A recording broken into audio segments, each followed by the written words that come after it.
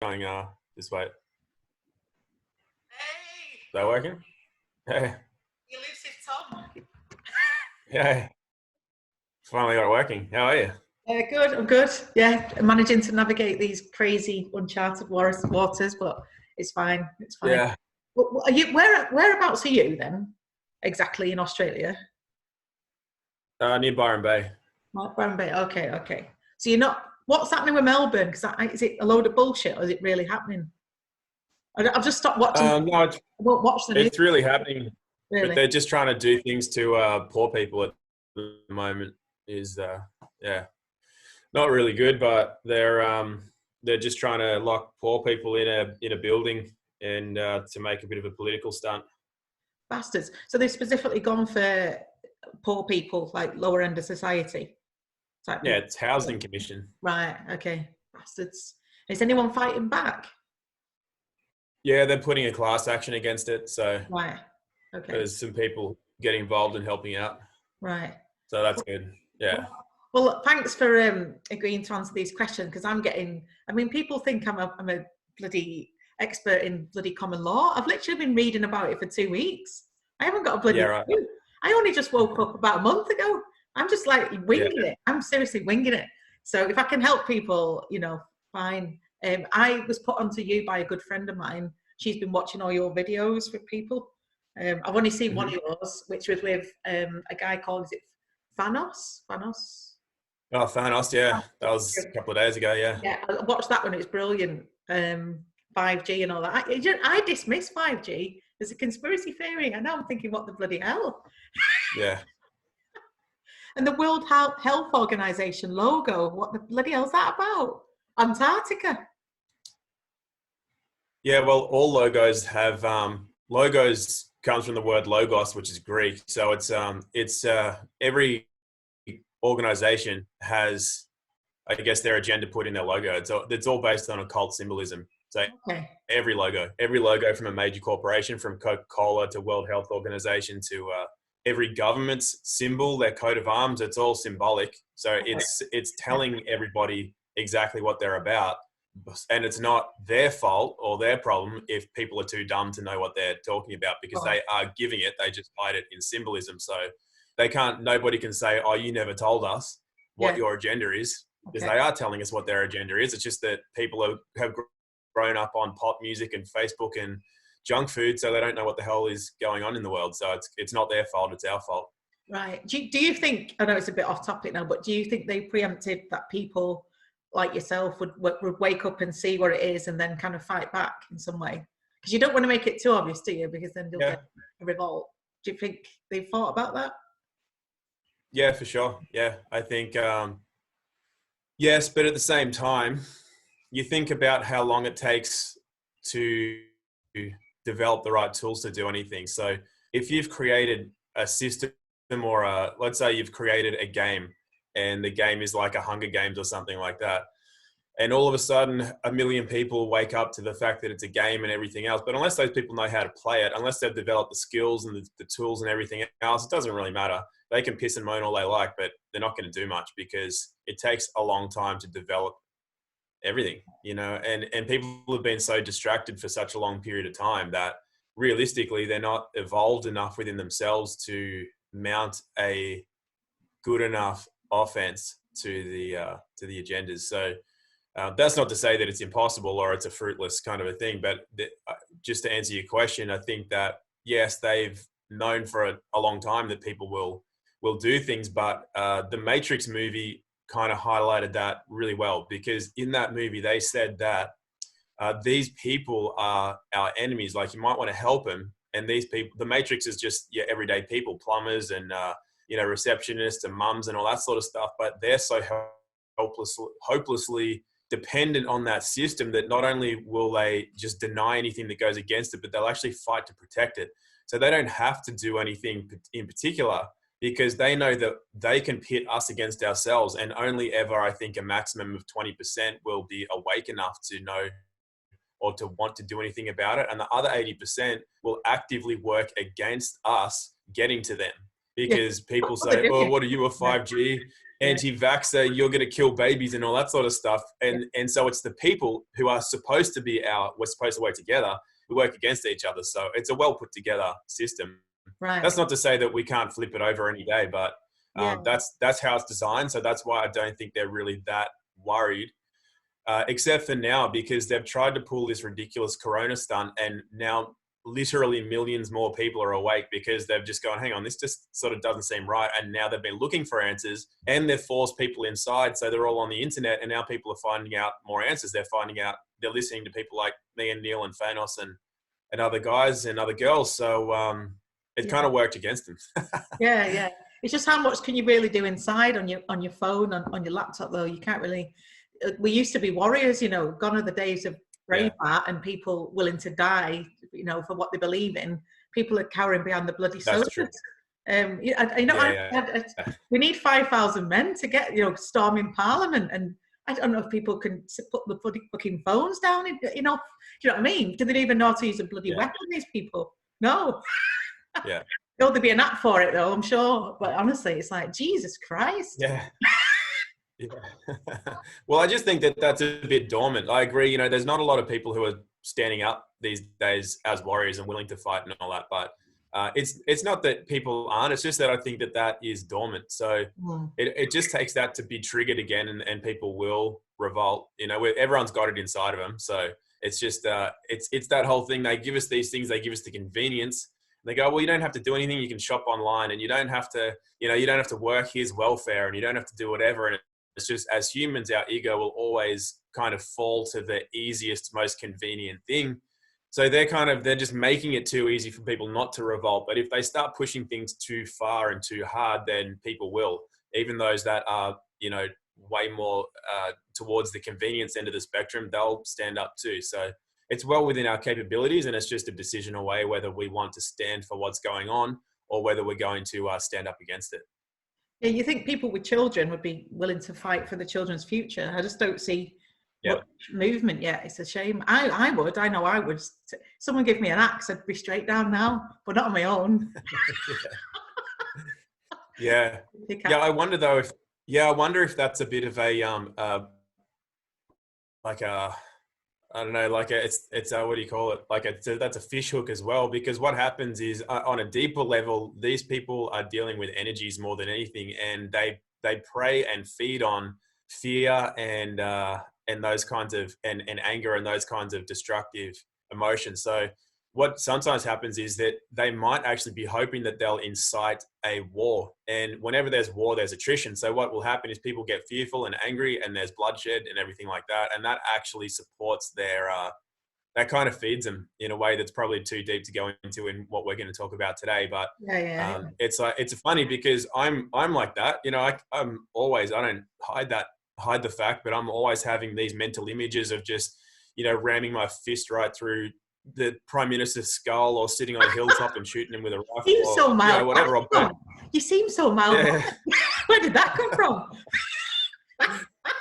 Yeah, well, I mean, those are the thoughts that go through my head. Or, blowing up Parliament House. That sounds really appealing to me. But I also know that on a deeper level, that's probably not the best idea. So that's why it's important to start learning more about, your rights and law and things, which is what we'll talk about today. And also how to keep yourself healthy, which is that's the antithesis of what they want. So if we can do things like make better food choices and better choices of where we spend our money, and not supporting these large corporations that run everything. If we didn't feed them, they wouldn't survive. The problem is that we all feed them. So we feed them with our energy and our attention. If people didn't even pay attention to the news, they're trying to tell us all this bullshit that's going on, and everyone's just like, what are you talking about? I don't even care. And they're looking at something else. They'd fall over in a day. They'd just be gone. I keep saying the same. I posted on Facebook today. It's about the same thing, because I'm just scrolling through my feed, and it's people sharing, mandatory masks everywhere, and everyone's getting angry. And it's like, well, it wouldn't be mandatory if you didn't keep sharing the links. You're making it bigger. You're making the story bigger. You're giving energy and fire. It's like, just you couldn't kill it. Yeah. You don't seem to get it. I'm so sick of it. But I know what you mean about that. Energy. So we'll talk about that another day, because when you said these are feeding off our energy, are you saying that these people aren't entirely human? Just for another day, though. Yeah. Okay, cool. No, it's just well, I mean, no, that is the answer. But even just humans like you and I feed Yeah. on, or we react to those kinds of energies too. Like we know when somebody doesn't like us. If somebody's in the same room and they're just seething, you can feel it. And if somebody is very upbeat and if they love us, you can feel that too. So we also are. It's just that they're an entirely different subspecies than us. Like they literally don't have. Because you think about, we think like we cannot comprehend why you would, do the things that the elites do to kids, for example, because we're actually just completely different beings. Like we don't. Sometimes people think, oh, there's no way somebody would, as if they're doing that. That's a conspiracy theory or whatever. But that's because they wouldn't do it, and they make the mistake of thinking because they wouldn't do it, other people wouldn't do it. But that's not the case at all, because they are different beings than us. Right. So I don't think that they have the ability to really feel what we feel. They don't have empathy and love and those sorts of emotions. If you ever see, a lot of people have said it, they've met certain royals and certain people in power, and every single person has said there's something creepy about them. That their eyes don't have what we have behind our eyes. They're not the same as us. Right. And so you imagine if you live in a realm where another species or whatever is capable of these great feats and deeds of love and affection and empathy and all these sorts of things, and you don't have it, you would naturally want to feed off that. So you can create drama, and you can create you can create sorrow, and you can create joy and joyful situations, and then these emotions that are created by these beings, you can kind of feed off that. That's kind of the short version. It takes We can do it another day. Yeah, it's fascinating though. But it takes a certain sort of empty soul to feed off this that's going on at the moment. There's something not quite right about it. Yeah. It's like a parasitic entity, essentially. Yeah. It's horrible energy. Anyway, but back to common law. Fascinating. Anyway, but back to common law. So the one question I keep getting asked is, so if people want to opt out of this system and remove themselves from this jurisdiction, and they're also claiming benefits, how does that work? And pensions and things like that. Are they able to dip in and out as and when, or is that taking the piss? Yeah. Which I think it's taking the piss. You're in or out. No. I'm happy to fleece these bastards. No, We can take the benefits as well. Great. Yeah. So it's not. So I'll I guess because like you said, you've only been hearing about this for a couple of weeks. So it's I'll just start with some basics, and then we'll go as far as you kind of like. So there are essentially two worlds or two jurisdictions that that are in our world. So we have the public realm and the private realm. Okay. So what happens is that these two realms they may appear to be the same, but they're just mirror images of each other. They're complete opposites. So in the private realm, that's the realm of the living. The public realm is the realm of the dead. So the way that you distinguish between the two is that one is a mirror image. So in the private realm, which is the living, we have men and women. In the public realm, which is the mirror image or the opposite, men and women aren't men and women, they are persons. And a person is a legal entity, which is a dead entity. So a person, the legal definition of a person is a trustee in bankruptcy, a driver, a ratepayer, a taxpayer, a citizen, a resident. All of these are legal terms, and they are entities, and they are non-living. So the non-living complementary opposite of a living man or a woman is a person. So that's how they mirror each other. Right. There's other things too. So the other you should never say you're a person. You should never say you're a person then. Well, you just want to be careful with the words, with the words that you use, because if you use it, I mean, we can use it in the private context. We can go, oh, you're a nice person, Stacey, but the context that I'm using it in. But if you use that in the public jurisdiction and you admit to being a person, then you're actually subverting yourself to being dead. And the dead don't have rights. So that's the next point, which is that in the world of the private, so the private realm, which is the realm of the living beings, men and women, are inherently born with rights. And our rights are inalienable. That means they can never be taken away under any circumstances. But the mirror image of rights, which apply to the living, in the public realm, those are benefits and privileges. Right. And the dead can only have benefits and privileges. The living have rights. So the living, like rights are just the top. Well, actually, dominion is the top, and according to law, which comes from the Bible, we do have dominion. So that's like the highest level. That's much higher. Rights belong to the living.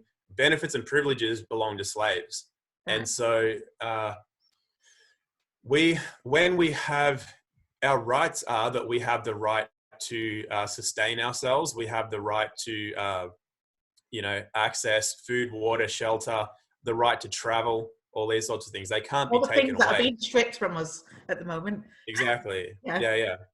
So these are rights and they can't be taken away. So what happened is that when governments formed, governments were forsworn to protect their people. So people, being the collective of men and women, all have rights. The opposite, remember, of people are persons. Persons, plural, persons with an S on the end. Right. So persons only have benefits and privileges, but people have rights. So that's your men and women versus person, people versus persons. So one's living, one's dead. Right. So what happens there is that governments are forsworn to protect their people, but in their sneakiness, they created persons. Now, a government does not have to protect persons. A government only has to protect people. So they can fleece persons all they like. They can fine you, tax you, tell you what to do, but they cannot do that to people. Right. Now, this whole thing about wanting to get yourself out of the system is a little bit of a mistake, because what was created as a way, for example, okay, back up one step. All right. We have these two jurisdictions, these two realms, the living and the dead, the public and private. Now, can the dead see the living? Can dead people see living people? Not normally. Well, they probably can. Yeah. Nothing surprises me at the moment. Probably. Yeah. I'm probably dead. Well, yeah. I don't even know from what a legal. Yeah, well, look, from a legal point of view, they can't. So you're right. The living can't see the dead. That's just just common sense in the context that we're talking about. Yeah. So what happens is that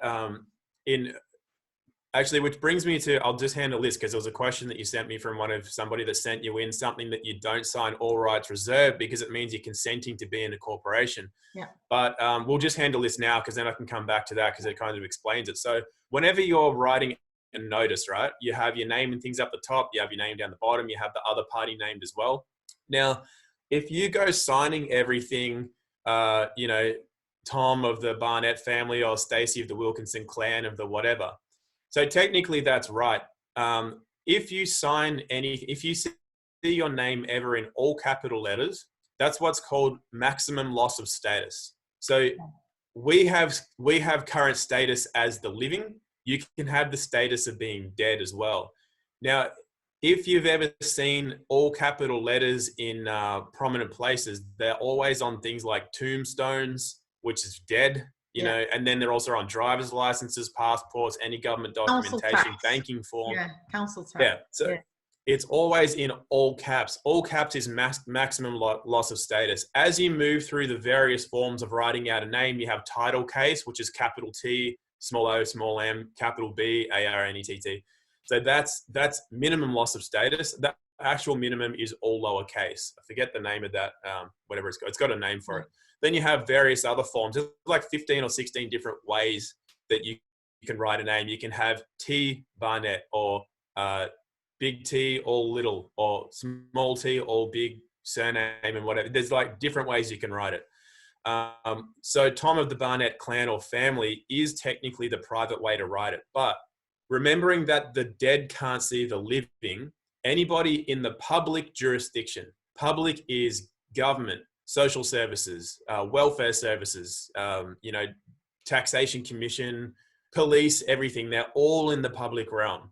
Okay. So because the dead can't see the living, if you try to mix jurisdictions, if you try to write a letter or a notice from the living to the dead, you can get letters back saying, we received your letter, but it's unintelligible. Unintelligible meaning that you're mixing jurisdictions. You can't do that. Okay. And if you try to mix jurisdictions in a courtroom, quite often they'll lock you up and get you psych tested because, and technically that's true. They're not playing sneaky buggers. They're just saying, because you don't know it, that the living can't hear the dead, and the living can't see that. That's the opposite way around. Both both ways.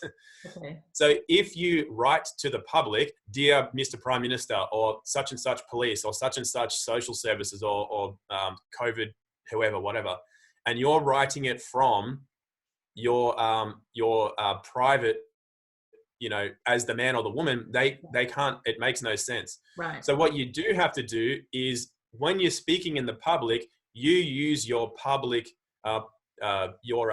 your trustee name, which is your name.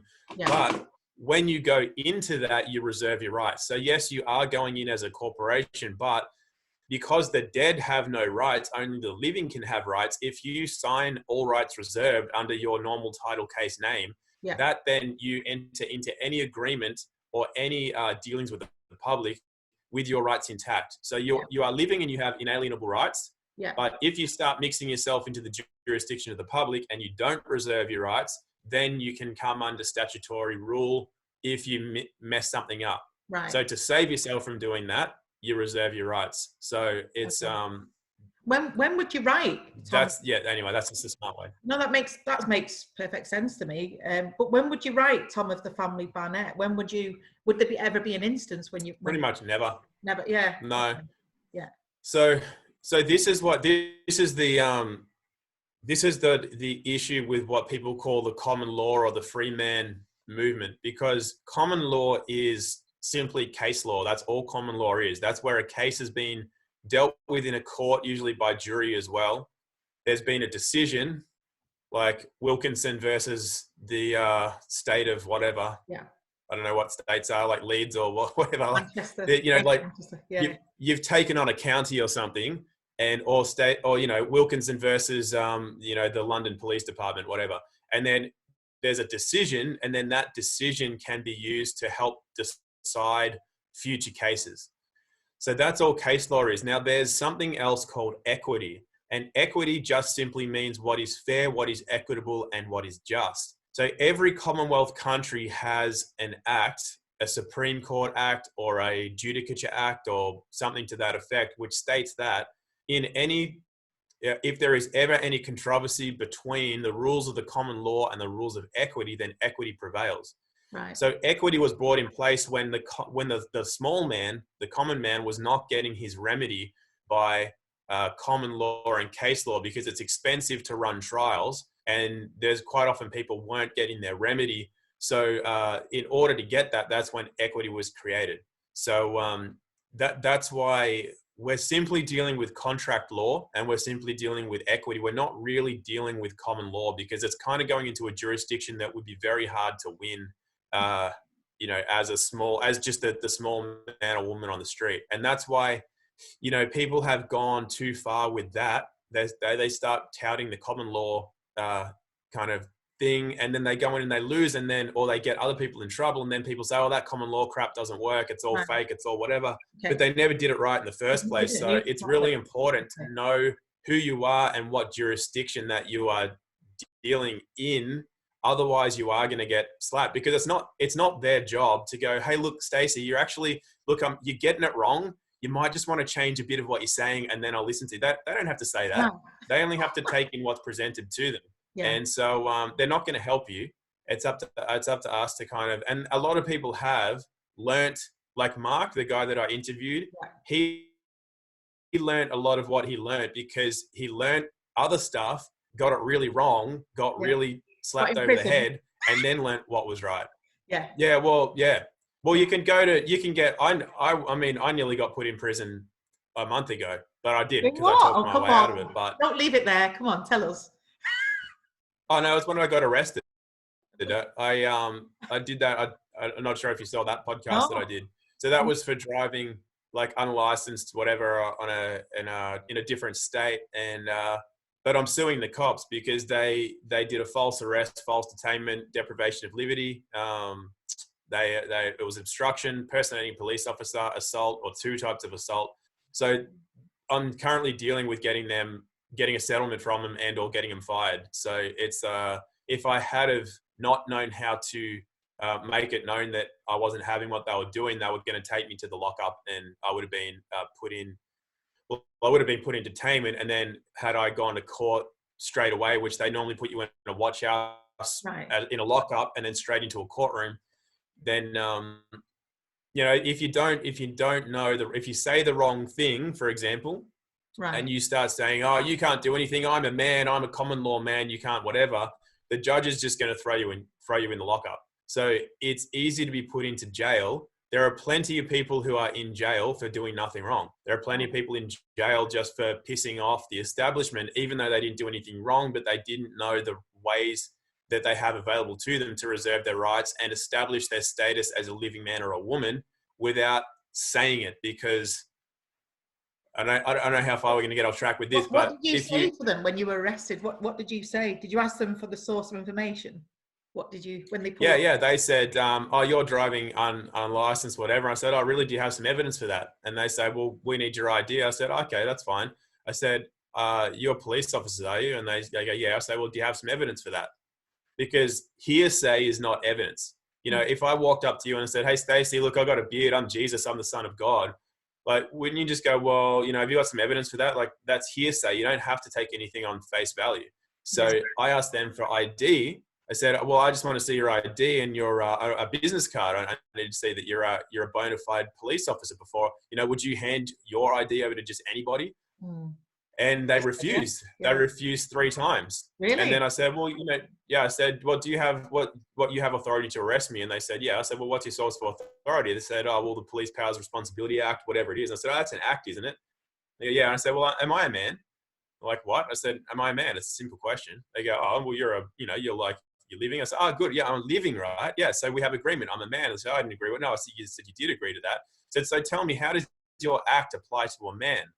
He goes, "Well," I said, "Well, your act. You said your source of authority is an act. How does that apply to a man?" Because acts only apply to persons. If you read any act, doesn't matter when it was written, it says any person involved in this is subject to this. Any person who is coughing can be taken out of their house and locked up in a hospital or Yeah. whatever. They're all acts. They all apply to persons. They don't apply to men and women. Not law. So, Yeah. Okay. so when they said, "Oh, well, we're gonna," I said, "Well, if you arrest me, that's a false arrest and a false detainment." I noticed them that, and then they go, "Oh, whatever." I think it went back one time, and then they took out cuffs, and then they tried to. They said, "Don't resist." And I said, "Hey, look, I'm not going to resist. You guys have guns."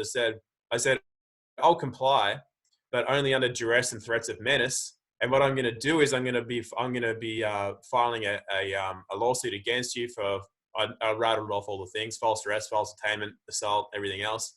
So because I've noticed them and they record all that, I'm just in the process of getting all that from the Right. the recordings and the video and things. Yeah. And I'm currently talking to their superiors in their police station. So I just have to file a report to their indemnity insurer, and they'll likely get fired. So what I'll do though is I'll offer them a settlement. I'm going to go their police station up where they are. It's right near a guitar shop. I'm going to say that if they go in with a credit card and buy me the guitar I want, I'll drop the case. Haven't you got enough guitars, Tom? I can see a few there. No, what, sorry? Haven't you got enough guitars? No, No. never. Okay, so did we finish off the pension thing, the benefits? I just wanted to, because I know so many Yeah, people ask me that. So they can so going back to that, yeah. so going back to that, so we have rights in the private, we have benefits and privileges in the public. Now you might assume that welfare is a benefit and a privilege, but when governments were set up and they were forsworn to protect their people, part of that is making sure that you can sustain your living body. Now, to sustain your living body in the world that we live in, you need money. You need money for rent, food, water, and shelter. Okay, so welfare and government payments are there to sustain the living being, and they are that's not a benefit or a privilege. That's actually okay. Right. I can't remember the word off the top of my head. It's a legal term for it, but that's your right. That can't be taken away. Right. That can only be taken away if you start subverting yourself to private jurisdiction. So I'll send you something from some documents that Mark has, which allow you to maintain government payments, because, like I said, they're there to support the living being. That's what they're there for. They're not there to support a dead entity. So if they were set up to support a dead entity, they could be taken away. but they're not. They're there to support the living. So Why yeah. have they not? So it's why, not. Yeah, why have they not changed the act so it supports a dead person? Why would they not change it? Because then people like will fleece them. Like, I'm going to tell everybody to fleece them now. So No, well, I don't know if they're getting fleeced. I think they've been, if you want to call it fleeced, they've been being fleeced since they started, because that's when people pop out 5 kids and go on welfare for their entire life and don't look after their kids. They just yeah, do it so they can get an income. And and people have always done that, but it's not fleecing them because, well, first of all, it's not fleecing them now because they're making people not work, and that's not fleecing them to take the payments. And then it's also not, you can refuse to, because what they're going to do, right? Obviously they're trying to get everybody weaned onto government payments so that then they can say, now that you're on it and you're used to it, now if you don't get a vaccine or you don't do this or you don't do that, you can't have it anymore. yeah. And that's when people need to know how to reserve their rights in that regard as well, which is the same sort of process. But do you know how money is created? Is it not just printed by the European Central Bank and all those people? Yeah, kind of. Well, it's created by a process called securitization. And securitization is the process of securitizing a signature. So when we sign anything on any kind of government contract or a bank form or anything, that signature creates the credits, and that comes from what's called your escrow account in Treasury. So when we are born, there's a bond created in our name. That the bond creates the birth certificate, and we'll talk about the birth certificate in a minute because that's an important document. So the birth certificate is your certificate in trust, and there's an account open for you with like, it's enough money to, like, all the roads are paid for, all our utilities are paid for, everything's already paid for in advance by what's called fee simple, and that's created from the money that's in our trust. We just don't know how to access our trust, but we have trust held in Treasury. So whenever we sign something, that signature allows whatever dollar amount is on a document or whatever to be accessed from our credits in Treasury, and then that goes into to discharge the liability if there's a debt, or it creates the money to be borrowed or what have you. So when a bank, for example, says, "Oh, Stacey, we'll give you 100 grand to buy a house, or 500 grand, whatever," when you sign that loan agreement, that contract, your signature is what creates that money. So when they lend it to you, they don't lend you anything. You've created the money. They've already been paid in full for that loan. Right. Then what they do is they have the goal to make you pay that back probably 3 times what you have already paid into it from your credits. So they get paid triplicate, which is criminal. Right. So that's why all bankers and things should be in jail. That should be that whole system should be dissolved. But essentially, that's how money is created, is through securitization. So what happens is that every year there's a monopoly called the International Monetary Fund. They essentially loan out money to every government in the world, and right down to the lowest tier, right down to local council and everything. They all borrow. So their budgets that they talk about every year, and we need to raise parking fines and parking meters and taxes and all this, that's all bullshit. That's all just to try to pay back the debt. And what happens is that when money was taken out of the system in around, I think it's 1931, 32, 33, around that area, I can't remember the exact year, it was replaced with legal tender. So things that aren't backed by any form of gold or silver. Okay. Money is classed as gold and silver coin. There's none of that in circulation. There is only currency. Currency being gold and silver is substance. The other thing about the realm of the private is that it's the realm of substance. In the realm of the public, there is fiction, and fiction is currency. It's not substance. It's just credits and crap flying around. Okay. And then they print off fiat currency, which is your legal tender. So on a banknote, it doesn't say this is money. It says this is legal tender, which means what it is, it's a debt instrument. Anytime you can't pay a debt with a debt. So anytime you use fiat currency to pay, a loan or to pay utilities or whatever, you're actually adding to the national debt. If you use your own financial instruments, which you can create with your signature on your birth certificate, you are then drawing down national debt, and you're an ally of the state. If you try to pay with a debt instrument according to their own rules and regulations, you are an enemy of the state. Right. So that's really going too far off down a Yeah. different thing. But Yeah. what was I talking about? How do I get out of paying Money. council tax? So yeah, well, you can definitely do that. There's a number of ways you can do that. You can ask for There's verification supposed that to they be. have the authority to. Well, isn't there supposed to be a wet signature on any contract that you? I mean, surely there's no signature, is there? They just send you a bill, and people just blindly pay it without Yeah, well, a contract.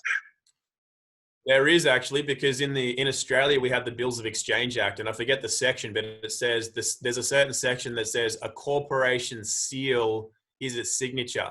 So when you receive a notice from a bank or a council, normally up the top there'll be their emblem. That's their seal. Right. And the Bill of Exchange Act says that a corporation seal is its signature. So that is signed. That is and when you printed it off for a microsecond, it was wet.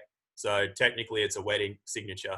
So yeah, so it is actually. And this is again, this is why when people have said, oh, this common law stuff is right, they don't know they don't really know how it's put together, because you're only dealing in commerce. Our world is only commerce. It doesn't, common law and things only apply in certain situations. You need to understand commerce if you're going to survive in this corporate world. So as far as, yeah, so anyway, going back to are you like ripping off the government or stealing or whatever, you're not stealing anything. You're only taking what is your right to receive to sustain your body.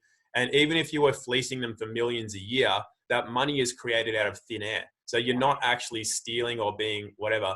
I have an issue with it personally, because if people are going through what is called self-enrichment, people generally only want a lot of money so they can either do nothing and pay other people to do it for them, which means that they're not being of service to others, or they just want to consume. They're, well, now I'll buy 3 houses, and now I don't want to wash my undies, I'll just buy 10 more pairs. So all it allows them to do is consume, and because remember, money is arbitrary. It's not like we're dealing in fruit. Like if we were dealing with oranges we picked off our tree, there's only a certain number of oranges you can pick, otherwise the tree dies, or there's just not enough.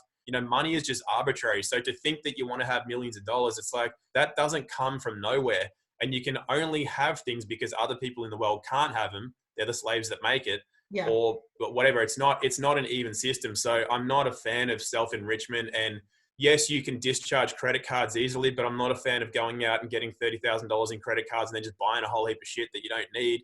Yeah. Because at the end of the day, you're taking from a natural resource that is finite. That's what supports our ability to consume and our consumeristic society. So I'm not a fan of that at all. But the simple answer to taking government money is that you're not ripping anybody off. Okay. All right. People were asking me as well. There's a lot of this is about common law, Commonwealth. How does it stand with people outside of the Commonwealth? Have they got any rights at all, like we have? Yeah. So I don't know the real answer to that, because you're talking about people from Asian or Arab nations. They're not part of the Commonwealth, German, someone but asked they about do all Germany. come under. Yeah, I don't know. I only really, even if I moved to the UK, for example, I wouldn't be super confident in everything that I know here, because I've been learning a lot of things that is kind of specific to Australia. But the general rules of commerce apply everywhere, even in dictatorship nations and things, because they still come under the IMF and everything else. There were only a few small countries left that said, no, we're not letting the IMF put their finger in our pie, but they got squashed. I think I can't remember the last one, but it's like it's like when they go and cause a lot of trouble in African nations, and then they say, well, we'll bail you out with some money, and then they go, well, we can't pay you back, and they say, that's all right, you don't have to pay us back, we'll just take your resources, that can be us. So that's how they go and take over countries. That's how they've taken over all of Africa and all the other smaller nations and things. And so everybody comes under the IMF essentially until we break that system. But then everybody still has these same rights under commerce. And having said that, would I try to apply that in Israel or something where potentially you've got machine guns pointed at your head? I don't know. Probably not. Yeah. I would find other ways. Here in your country, it's different. You can take people on in a more lawful way. It's still not a fair system. They'll still try to pull the rug out from under you. Yeah. and people still get, physically abused by police and whatever. But, Yeah. it depends on who you are as well. Yeah, that plays a big role. But I'll just talk quickly about the birth certificate because that's important. Yeah. So what happens is that when we're born, there's a document that is first produced. It's called the certificate of birth. That's different from a birth certificate. A certificate of live birth is what is produced when you come out, and then they give a document to the mother usually, and for her to sign. And the document, it says, the name, whatever, Stacey Wilkinson, whatever, and then it says, is the newborn stillborn or living? And they'll have circled or ticked or whatever, living, and then the mother or whatever will have signed it. So that shows that you are a living being. So what they then do is they take that, and from that they create the birth certificate, and that is your corporate identity. Right. That's your like the trust, the beneficiary trust thing that's made out in your name. So that's all. That doesn't say that you're living at all. That means that you're a dead entity essentially. But what happens is we're all declared dead at birth then, basically. And lost at sea and all that kind of stuff. It's really funny because the word birth, B-I-R-T-H, as you're born, that is phonetically, that's the same as birth, B-E-R-T-H, which comes from maritime. So when you birth a ship, there's a whole bunch of words and things that all mean different things in legalese, like doctor and birth and hospital and all that. They all mean different things than what we think they mean in English. Right. And it's essentially, it's essentially all the maritime stuff. You're birthed in a dock, you're a vessel, you're all this sort of stuff. And you're dead and you're lost at sea. And as soon as you're gone for 7 years, they can claim trust. They can claim ownership over your trust and all that kind of stuff. So it kind of doesn't matter, because what happens is that the birth certificate is it's the instrument. It's the instrument that can connect the living and the dead. So the birth certificate is what can allow the living to obtain benefits and privileges from the dead realm, the public realm. That's your birth certificate. So to say that you want to just completely get out of the system, I don't really think that's a great idea, unless you are going to be living in a completely self-sustaining society with the Amish. Yeah, that's the idea, to be honest. Yeah. Which, I want to do as well. But in the meantime, it's a good idea to know that the birth certificate can be used to your advantage. And the birth certificate is what can be used to create your own financial instruments to either discharge liabilities to pay debts, discharge liabilities for taxes and council taxes and all that sort of stuff. Yeah. And also to obtain benefits and privilege when it suits you, such as your, welfare and whatever else. If that's the case, that can't be taken away from you. Okay. So it's a very useful instrument, the birth certificate, but you just don't want to use it as your principal source of identification, because it identifies you as being non-living. Right. You want to use your source document, which identifies you as being a living being. Okay. So you'd say to use a passport or a driving license, would you, as ID, if asked? Well, you want to do that if you've used an all rights reserved one. Yeah. If you reserve your rights when you sign a driver's license or passport, then you can use that, because it means that anytime you're entering into an agreement or a contract, which is generally what you're doing when you're being asked for identification, it means that you're then going in reserving your rights, which means all of their little statutory codes and things they have in there don't apply, because you go in with your rights intact. If you don't reserve your rights entering into an agreement, you come under their kind of codes and statutory laws. This is what I've done after watching your video with Mark. I've now sent back my passport and driving license to get a new signature. On the new passports in the UK, you can write your own signature when you get the passport. So I'm just going to write, by Stacey Wilkinson, all rights reserved, non-waived ever, underneath. Is that? Yep. Yeah. And I'm going to do the same with the driving license. Do they send you a blank one and you sign your own passport? Is that how it works? It's the new one. It's a new system. I didn't know this, but I went to the post office last week and they said, oh, you sign your own. I went, what? That's leaving it open to everything. I was like, surely they wouldn't, but she showed me. Yeah. So I'm going to do that when it comes back. So what you said. Okay. Yeah. Yeah, I didn't know that. Couldn't believe it. You can put non-waived ever. Yeah. No. Well, normally what you want is that might be, do you still fill out an application and do you still sign an application? Yeah.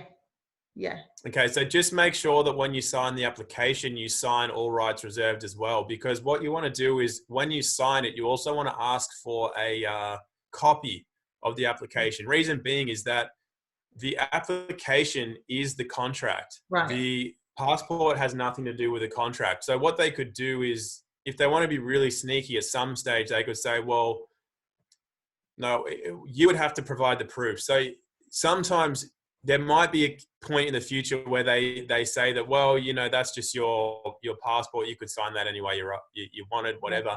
But they'll say they might want proof that you reserved your rights. In order to have proof, you need to provide the original contract. The original contract is the application form.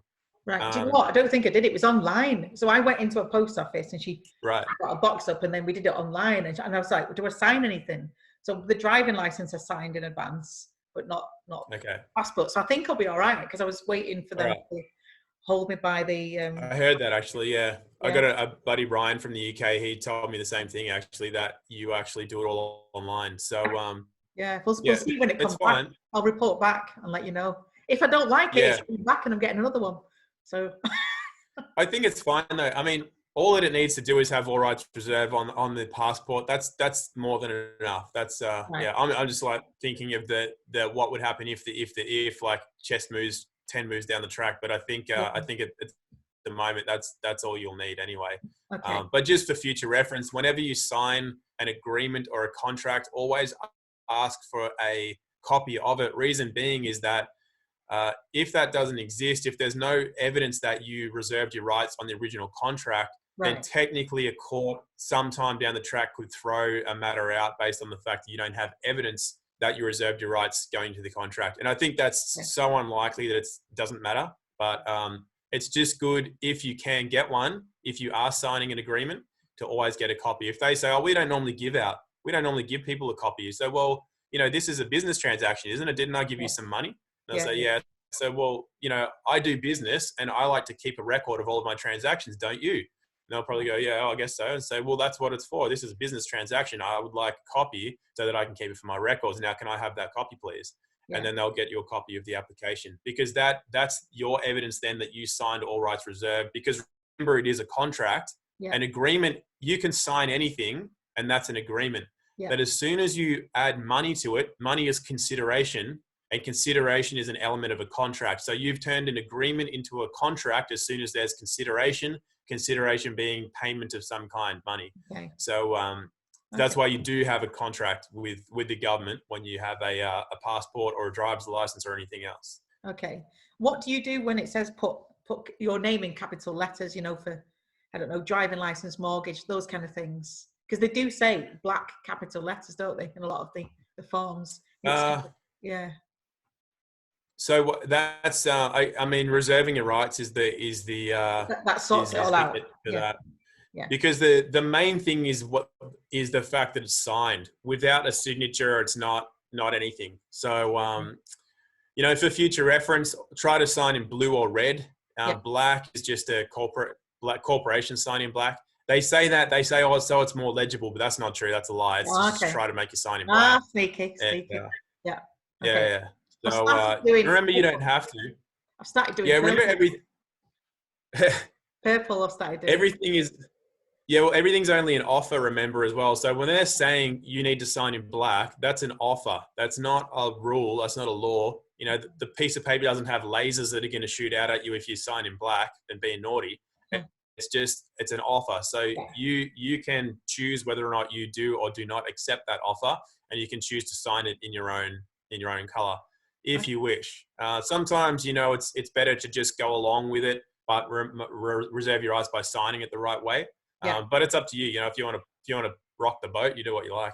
Okay. I'm all about rocking the boat, Tom. Have you got your driving license? Can you show us? Can you show the people like what yours looks like? I don't have a license. Oh, you don't? Oh, yeah, that's why you got pulled over. Yeah. Right, no, that's fine. In terms of, I've just got another question. Black's Law Bible. Now, have you read this? Do people need to get it to kind of swat up on this common law? Is it dictionary? Yeah. Yeah. Is it essential to get? It's not essential. There's plenty of. It's like there's PDFs online for free. You don't have to go and buy it. Yeah. it's just good to get a basic understanding of the words that you're using. So when you, for example, if you were going to write a notice or something, it's good to be able to understand what you're saying. If you say words like contract or consideration or satisfaction or anything to do with that, it's good to know what words you're using. Right. Um, yeah, that's the reason why. I mean, I still recommend getting a legal dictionary. Every country, you just need to find out what they have in law schools in your country. So in our country, we have Butterworths and Bouvier's, and those are the two main ones. They're fine. They're just later editions omit words because people are waking up.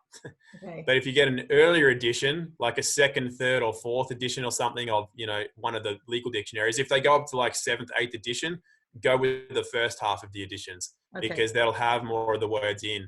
And later editions can't be used against you if you can show that there is an early edition that has something else. For example, with various rights in the charters in various countries, they've started removing some of the rights. But if you can pull out the charter from 1932 as opposed to 1998, and it shows those rights in there, then that stands. Just because they omitted them in future editions, it doesn't mean that they're not there. You just need to do some digging. If you can find an earlier edition that says something, then that stands as truth, not the later edition. So that applies to somebody sent me charters, codes.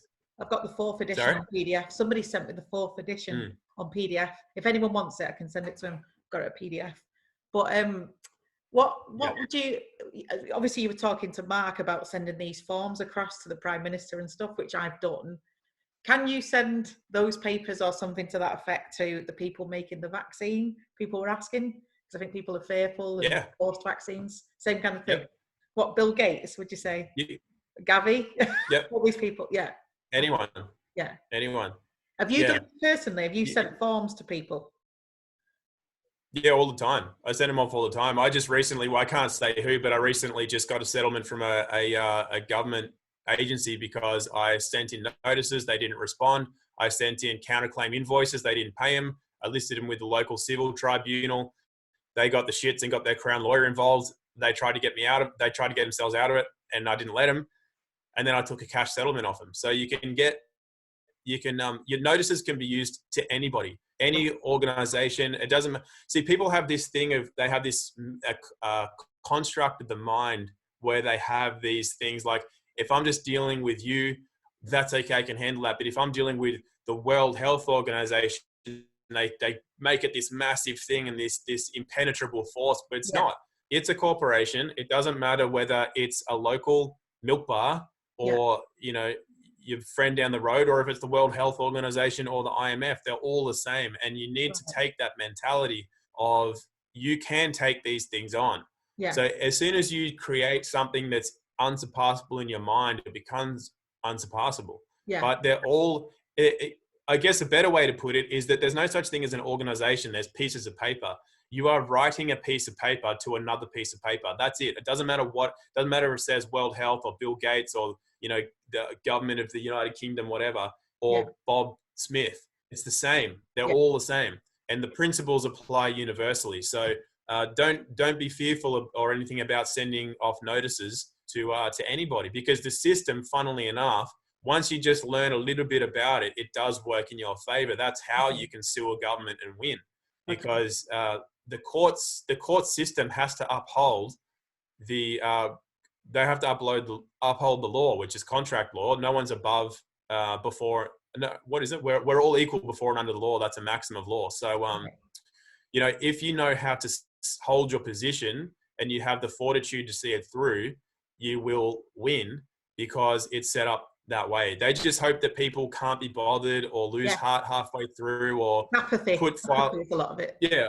Or file the wrong form, put the wrong form in, shit. It's like, you just, if you're not making simple mistakes and you intend to see it through, you will at the very least cause a lot of damage. And at best case scenario, you'll win and you'll get a settlement and things like that. So you can send notices off to everybody. That's why I was happy that Mark's company set up that automated process, because it allowed people to get a lot of notices off quickly. but I still recommend people learn what a notice is, why you send them, and how and why you write them a certain way. And then you can take that and apply it to everything. You can send off notices to any organization you like.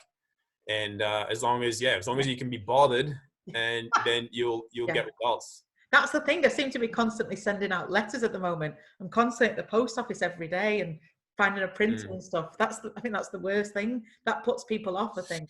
Just it does. Effort. It puts me off too. I don't enjoy it. It's like writing notices, printing them, going to the post office. That's hours of work a lot of the time. So I make sure that when I'm doing that, I actually bulk do them, and I make sure that if I've got 3 or 4 people I'm sending notices to, I do them all on the exact same day. So I can date all the notices the same date. I can date when I want their response by on the same on all of them, and then I know that when that date comes, I'm not like, oh shit, who am I doing on Wednesday and who am I doing on Friday? It's just all on the same day, bang, and they all go out. Good idea. And, I like your style. I like your style, Tom.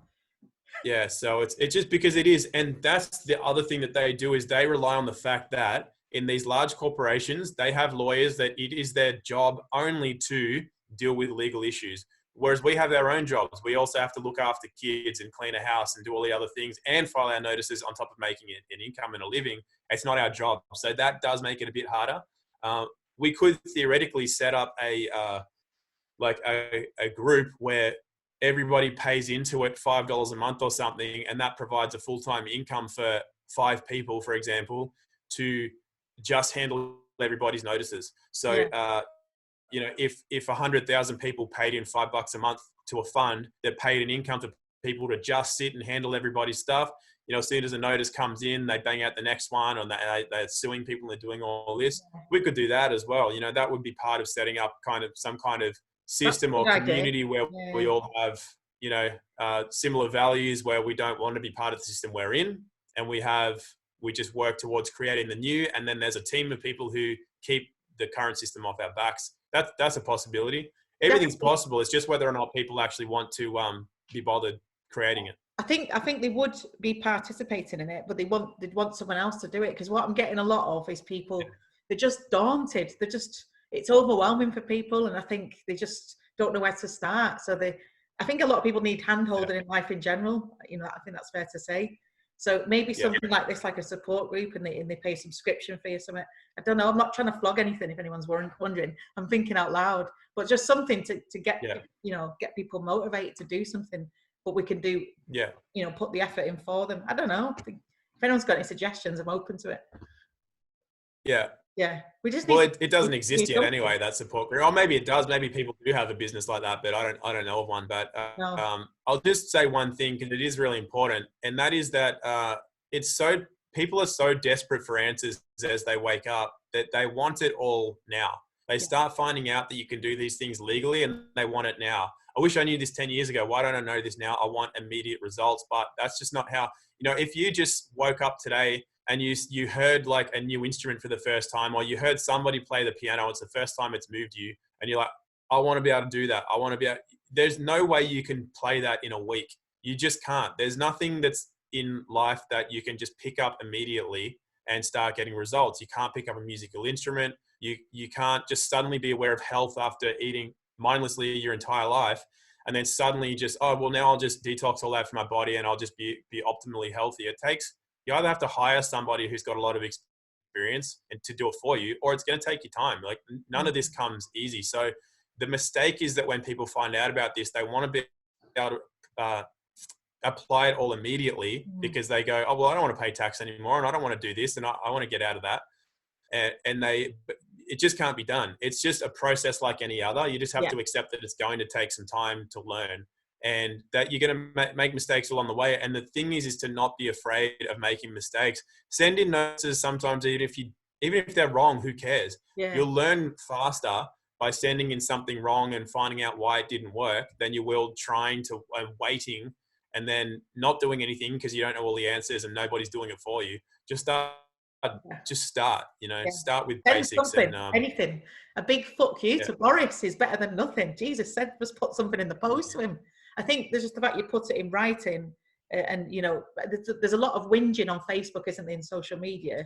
People think that's enough, and that's enough to declare that they're not consenting, but it's not, is it? You've got to make it official and step into their jurisdiction and sign your name properly to make it official, haven't you? Really, it's not enough. But no, I love what you're doing, Tom.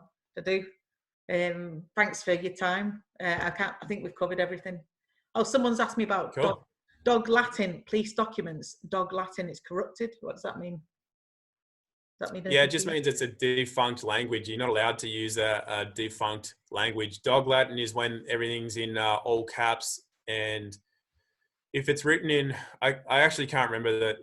One's Pig Latin, one's Dog Latin. If you're writing it in all caps, there's some form of Latin where you have to hyphenate every word. So are you going to do this? It has to have a hyphen between all the words, and they don't. They use it in all caps, which is a defunct language. That's not. Okay. It's actually illegal to use or unlawful to use that language. Okay. At the end of the day, kind of, I don't think you're ever going to win anything based on that. The way you win anything with police and government agencies is with conditional acceptance or just non-consent in the first place. So, there's I wouldn't worry too much about the semantics of language. Yes, it is it's a falsity. Okay. They are writing in a different language. Yeah. But I don't know anybody that's had success using that. It's more a case of learning how to I don't know how to explain that one simply. Okay. There's too many things to know how to, but it's essentially non-consenting. Mark just did a webinar on how to handle courts and things, and that's how to use the process of non-consent if you ever go into a courtroom, to not even allow the matter to be heard in court. It gets thrown out before it's even heard. And then same with if you get anything in the mail from police, you can write on the envelope, you can write no consent equals no contract, return to sender for cause without dishonor, and you can write mail fraud on it and just send it back, because delivery is by way of acceptance. So a contract is not delivered to you if you haven't accepted it. So you just send it back, non-consent. Right. There's a lot of things you can do, but if you start going into opening it, reading it, trying to say, oh, you're writing in a different language, it's technically true, but I don't know anybody that's had success. Okay. Fighting it on the language front. Yeah. Okay. One more question as well. Obviously now we're kind of getting to know the processes, all the council tax and the things that we've paid over the years. Are we in any position to claim it all back, what they've technically stolen for us, or should we just write it off? You should write that off. The amount of effort and energy it would take to go after that, I think, is too great. I think you're better off focusing on creating new things. And also, I don't think you can get it back. I think you could, but it'd be hard. It'd be hard because you consented to it. Yeah. You didn't voice non-consent, and you put yourself in that jurisdiction to. It's kind of I think if you really dug, you could get it back, but it would the payoff would not be for the energy it would take to do it. I just think remembering that you consented to paying them. So if you offer me, if you say, I'm gonna, I don't know, like make you dinner and for $100, and if I pay you the $100, but I'm like, oh, Stacey, I don't want to pay. I don't want their dinner. That's too much money and all that sort of stuff. But I pay you. Yeah. All you did was give me an offer. I could have said no, or I could have conditionally accepted. And I said, well, yeah, look, I'll take that offer, but I want you to make me 3 dinners, not 1, and also I'll give you $50, not $100, whatever. That's like a meeting of the minds. That's conditionally accepting or negotiating. You can negotiate anything, but if you give me the contract or the offer, there's 3 ways I can make that binding.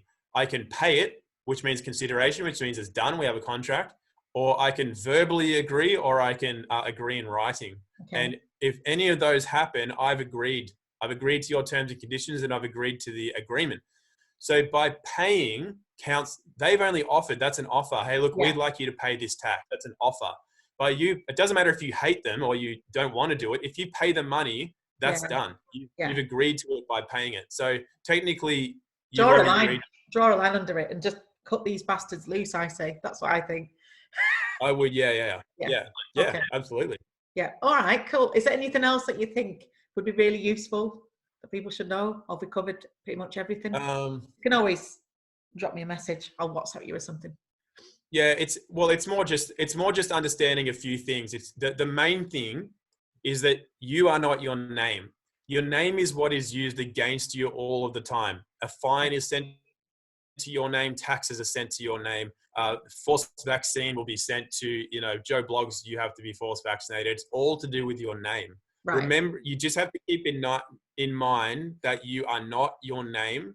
Yeah. And the way that you don't inadvertently, there's a process called joinder. And joinder is joining the living being to the name. So then you become you as the living being, which can do labor, by whatever. You become surety. Surety just means that you agree to be, the surety, which means like either the financier or the the thing that can be put in jail or the thing that can do work for the name. So Right. if somebody ever says to you, are you Stacey Wilkinson, or you just say, well, do you have some evidence for that? You don't answer the question. If you answer questions, you contract with people. Okay. So you just say, oh, do you have some evidence for that? And that's all you need to ask. And then, or if they go, oh, you're such and such, say, am I? Well, I don't think so. Or they come to your door and they say, oh, are you such and such? You say, no. Well, isn't this the address of such and such? Say, well, I think they stop by here infrequently, but I'm not the person you're looking for, or I'm not the name you're looking for. So I suggest you buzz off, because they're looking for somebody to be surety, to be agreeing to be the name. They're only after the name, but they can't go after a piece of paper and put a piece of paper in jail, or vaccinate a piece of paper. They're looking to put the living being in jail or vaccinate the living being. So as long as you don't join yourself to the name, you'll always stay clear of it and free of it. So just don't ever agree to being a name. Okay. You'll have to tell me about some of your escapades when we're offline sometime, because I reckon you've got into some right scrapes over the years, Tom. Well, me not so much. Mark's got all the stories. Mark's dealt with everybody. He's got everybody off his back. He's dealt with everyone. Yeah. And the guys that he deals with too. So it's I'm relatively, I'd say I'm like I've learned enough over the last few years to have minor wins for myself, but those guys have had major wins against the head lawyers of the taxation office, the head lawyers from the banks, the head lawyers from every, governmental department. They've won, and they keep them off their backs. And that's how some people learn these things by mistake. So Mark's brother had some child services come to his house, and they wanted to take the kids. And the dad just got really angry and just out of nowhere started going, oh, are these kids your property? Is that what you're saying? Are you claiming that you own these kids? And they went away, because what he didn't realize was that he was asking them to give proof of claim that they own and they have property and ownership over his kids, which they don't have. So they left. He didn't know what he was saying, but that's how people have learned things. They go, well, hang on, what did you say? Okay. And then they go, well, why did that work? And they look into it and they realize, oh, kids are your property. So when your kids are under 18, they are your property. They're not just your young, they're your property. Yeah. Also, don't call them children, because children are statutory. That's a statutory term. Just call them your young or your young men and women, whatever. But they are your property, and nobody has jurisdiction over or ownership of your property except for you, unless you give them away. Yeah. So, so he asked them, are you claiming that you own my kids? And that was the right thing to say, but he only said it because he was angry. And so sometimes people have learned these things through these escapades that go on, and they've learned from doing the wrong things, and they've learned some of the right things that they've done too. Okay. All right. No, fascinating. So is this your day job then? Do you do this all day, every day as well? No, not at all. No, you're not. Have you been studying it a while though, this kind of law system? Yeah. But only because I got so sick of, I knew when I was younger that nobody has authority over me and nobody can fine me, tax me. I knew that, but I didn't know how or why. And so, I got myself into some trouble trying to fight things the wrong way. And then through, finding the right ways and coming across Mark, I found the ways that I could actually win things. And, so it's more just that, knowing, I think a lot of people just know inherently that something's wrong, but they don't have the tools to be able to, act on that. And I've always felt like that. I'm not above the law. I don't think I'm above the law, but I always feel maybe a bit invincible in terms of I'm a supreme being. I know it sounds cheesy, but I feel like that. And Yeah. since reading all this stuff and watching your video with Mark, I feel like liberated. I feel free. I don't know what it is. It's strange. Do you get what I mean? No, but that's completely true. Like we're divine beings. We're here for a much greater reason and purpose than here to work and pay fines and taxes and be told we have to do things against our will. We're not here for that. So the system has enslaved us and enslaved our minds.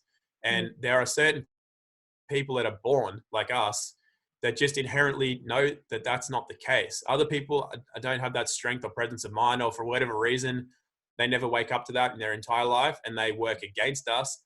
And other people wake up halfway through their life or whatever, you know, it's kind of, it's just how things are.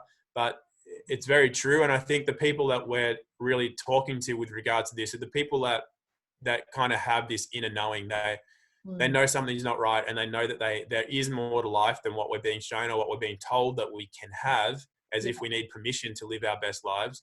And so I think that this part of our evolution and this part of time that we're in is about reclaiming our inherent, natural, inalienable rights, and to be able to create something in this world that is very meaningful, because we have a lot to give. We're so amazingly capable, and we have so much more to give to each other and to ourselves than what we're currently allowing. We're allowing our energy to be leached by doing things that we don't want to do. And I don't want to actually work in law because it's not creative. I don't want to learn somebody's game just so that I can get out of the game. I want to go and live my life. I want to do things that I want to do. I don't want to be it's essentially, for me, it's wasting time having to deal with people in a legal sense. It's not something I want to do. I want to be out creating good things, not doing that. Playing your guitar, surfing, like most Australians. Sorry. Okay, no, I get it. I think what they've done though, these government entities, they've eroded people's self-worth and confidence to the point that they don't even know what they're capable of. People, they're just, you know what I mean, just empty vessels. I'm trying to help people get it back at the moment.